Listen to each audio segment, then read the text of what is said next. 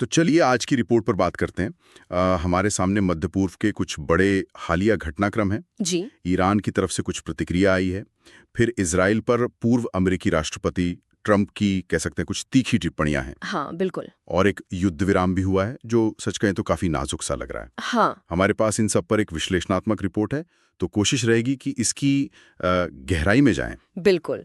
और मकसद यही है कि हम समझें कि ये ईरान क्यों इतना नाराज दिख रहा है, हम्म ट्रंप के बयानों के पीछे क्या सोच है, और ये जो ताज़ा युद्ध विराम है ये कितना टिकेगा। तो शुरुआत ईरान से ही करते हैं। रिपोर्ट साफ कहती है कि ईरान का गुस्सा ये कोई अचानक से नहीं भड़का है। नहीं, बिल्कुल नहीं। इसके पीछे क्षेत्र में हुई आक्रामकता की कुछ घटनाएं हैं।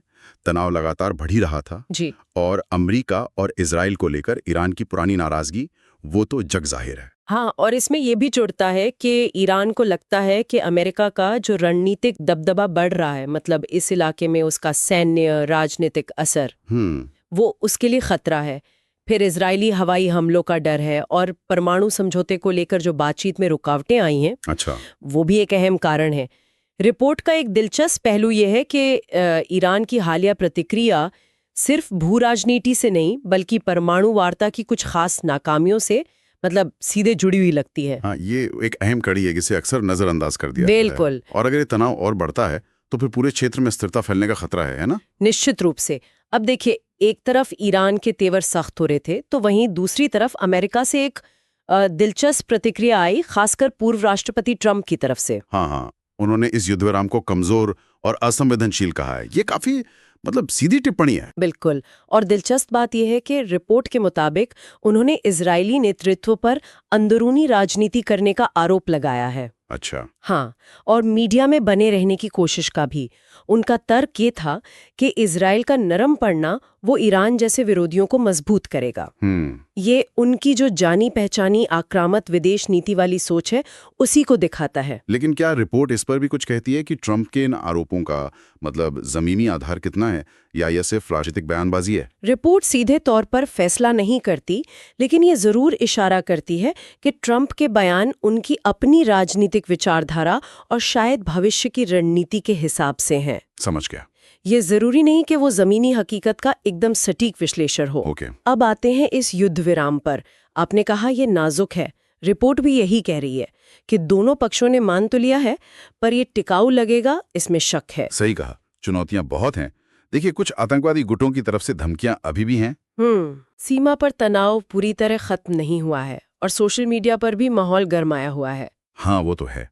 और इस तरह के समझौते देखा जाए तो अक्सर लंबे चलते भी नहीं है।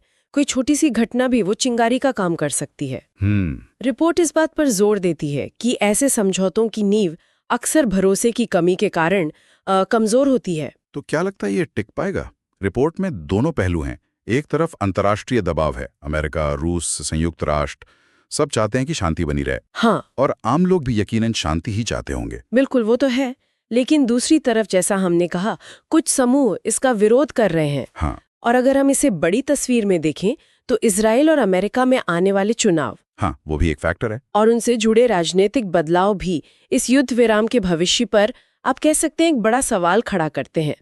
राजनीतिक हवा बदलते ही ऐसे समझौते अक्सर टिक नहीं पाते। इसका असर तो काफी दूर तक जा सकता है। भारत के नजरिए से अगर देखें तो रिपोर्ट क्या कहती है? भारत के लिए चिंताएं साफ है। एक तो ईंधन सुरक्षा का सवाल है, क्योंकि मध्य पूर्व से भारत की ऊर्जा जरूरतें काफी हद तक जुड़ी हैं।